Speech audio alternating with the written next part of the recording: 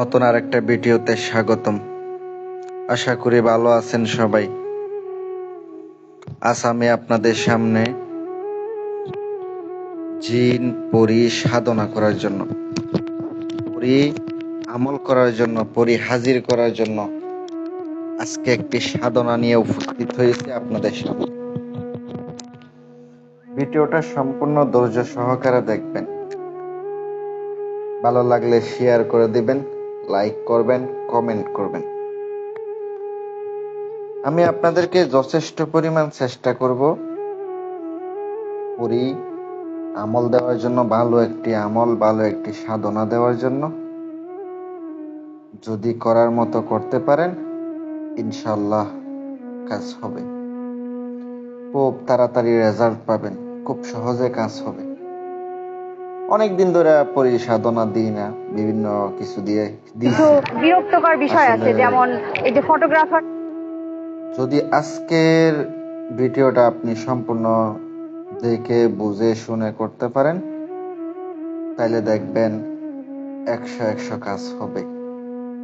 যদি মনে হয় তাইলে অবশ্যই উপকার পাবেন। নিয়ম অনুসারে করতে হবে, নিয়ম না মেনে করলে আপনার কাজ হবে না। যদি মনে হয় আমার ভিডিও দ্বারা আপনার উপকার আসবে, আপনারা করবেন। আর যদি মনে না হয় আমার ভিডিও দ্বারা আপনার কোনো উপকার আসবে না, কোনো কিছু হবে না, তাহলে তো করে লাভ নাই। এটাই তো কথা। উপকারের যদি মনে হয় হ্যাঁ আমার ভিডিও দ্বারা আপনার উপকার হবে, উপকৃত হবেন অথবা কাজ হবে, এমন মনে হয়, তাইলে আজকে সাধনাটি করতে পারেন। খুবই শক্তিশালী পরি, খুবই পাওয়ারফুল একটা পরি। যারা পরীকে নিজের বন্ধুত্ব বানাইয়া রাখতে চান, পরি হাজির করে রাখতে চান নিজের সাথে, তার দ্বারা আপনি কিছু সমস্যার সমাধান করাবেন, নিজের সেফটি রাখবেন, একটা টাকা ভালো, আধ্যাত্মিক শক্তি টাকা ভালো। কারণ এখন শত্রুর কিন্তু অভাব হয় না। আধ্যাত্মিক শক্তি থাকলে এমন কোনো শত্রু নেই আপনার ক্ষতি করব, কেউ আপনার ক্ষতিগ্রস্ত করতে পারবো না, নিরাপদ থাকবেন। আশা করি এতটুকু বলতে পারি। যদি হয়, বিশ্বাস হয়, অন্তরের ভিতর থেকে বিশ্বাস ভরসা আসে, আজকে সাধনাটা করবেন। সাধনাটির নিয়ম কারণ বেদ সবকিছু ভিডিওতে থাকবে। আর যারা আংটি নিয়ে হাজির করবেন অথবা আমার কাছ থেকে আংটি নেবেন, বিভিন্ন পাথরের আংটি রয়েছে, বিভিন্ন কিছু রয়েছে, ওগুলা দিয়ে আপনারা পারবেন। এগুলোর জন্য লোহে হামজাত, বাতিনের শক্তি, রুহানি শক্তি, অনেক কিছুর প্রয়োজন হয়। এগুলা ছাড়া তো এই আধ্যাত্মিক শক্তি, পরিসাধনা, জিন সাধনা এগুলো করলে আপনি দেখতেও পাবেন না, আপনার সামনে আসবে না, চোখে দেখতে পাবেন না, এমন হয়। তাই বিদায় আপনার আংটি নিয়ে আমার কাছ থেকে কাজ করবেন। আংটি নিতে পারেন, চাইলে নিজে আমল করে এই রুহানি শক্তি, বাতিনি শক্তি হাসিল করতে পারেন, এগুলো আপনাদের ইচ্ছা। আর কথা হচ্ছে আজকে সাধনাটা কিন্তু অত্যন্ত পাওয়ারফুল, অত্যন্ত পাওয়ারফুল। দেব নিয়ম অনুসারে করবেন, কাজ হবে, দোয়া করবেন। নিয়ম কি কি সংগ্রহ করবেন? এই কাজটা করতে গেলে আপনাকে একটা খালি জায়গা নির্ধারণ করতে হবে, যে জায়গাতে কোনো লোক থাকবে না, কোনো মানুষ থাকবে না, আপনাকে কেউ ডিস্টার্ব করবে না, এমন একটা জায়গা হতে হবে।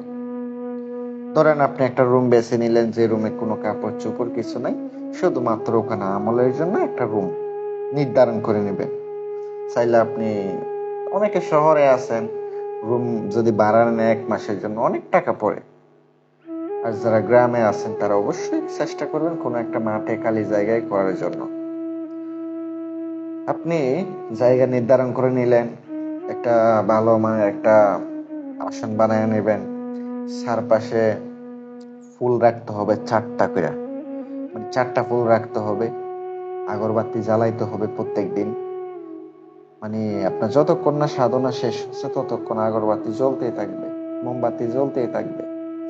গোলাপ জল আনবেন, চারপাশে ছড়াই ছিটাই দিয়ে পবিত্র করে নেবেন। আসনটা বন্ধ করে নিয়ে, নিজের শরীর বন্ধ করে নিয়ে কাজটা করতে হবে। এবার করার পরে আমি স্ক্রিনে যে মন্ত্রটা দিয়েছি আপনারা দেখতে পাচ্ছেন, মন্ত্রটা মুখস্থ করবেন। আর এটার জন্য জালালি জামিলি পরহেজ করতেই হবে, কারণ না করলে কিন্তু কাজ হবে না। পরহেজ, জালালি জামিলি এগুলো পরহেজ না করলে কিন্তু হবে না। তারপরে আপনি এই সাধনাতে যাবেন, নিরামিষ খাইবেন। আপনাকে প্রত্যেক দিন 333 বার জপ করতে হবে। মানে মন্ত্রটি 333 বার আপনাকে জপ করতে হবে। মোটামুটি আপনার 9 থেকে 14 দিন, সব থেকে ভালো 14 দিন পর্যন্ত চালিয়ে যাবেন কাজটা। কারণ 14 দিনের আমল যদি নিয়ম অনুসারে করেন, দেখবেন আপনার সামনে হাজির হবে। হাজির হওয়ার পরে বলবেন আমার আর আমার পরিবারের ক্ষতি করবেন না, আমি যখন ডাকবো তখন আসবেন। আর সুলাইমান আলাইহিস সালামের কসম দিবেন। আবার কিভাবে ডাকতে হবে নিশানা নেবেন, এগুলা নিয়ে কাজ করবেন। অবশ্যই কিছু বুক দেওয়া লাগলে ওনাকে অবশ্যই মিষ্টি বুক যা চাই ওগুলো দিবেন, কাজ করাবেন।